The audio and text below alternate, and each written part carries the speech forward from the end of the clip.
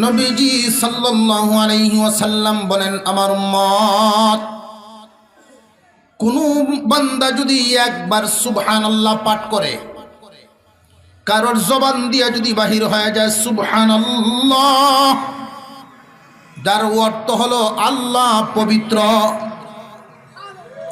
আল্লাহ পাক রব্বুল আলামিন ডাক দিয়ে বলেন, বান্দারে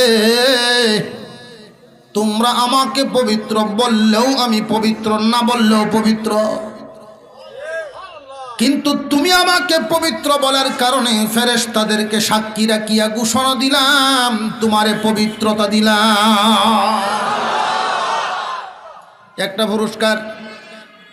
2 নাম্বার পুরস্কার, সুবহানাল্লাহ বলার সাথে সাথে আসমান এবং জমিনের মাঝামাঝি খালি জায়গাটা মহান আল্লাহ পাক রব্বুল আলামিন বান্দার জন্য নেকি দিয়ে ভরপুর করে দেন। হুজুর আকরাম সাল্লাল্লাহু আলাইহি ওয়াসাল্লাম বলেন, সুবহানাল্লাহ বলার সাথে সাথে জান্নাতের ভিতরে একটা গাছ লাগানো হয়, ওই গাছটা বাড়তেই থাকবে, বাড়তেই থাকবে, বাড়তেই থাকবে, বাড়বে কতদিন? যার নামের সুবহানাল্লাহ উনি গাছের তলে যাবে না যতদিন। সাহাবীরা প্রশ্ন করলেন, হুজুর এতদিন যদি বাড়তেই থাকে বাড়তেই থাকে, না জানি তার আয়তন কি পরিমাণ হবে?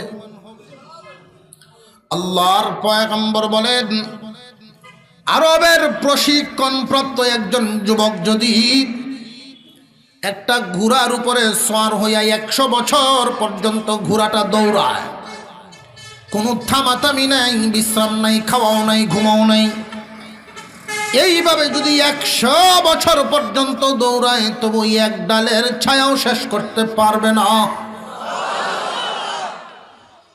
এক ডালে তো গাছ হয় না, এক ডালে কোনোদিন গাছ হয় নাকি?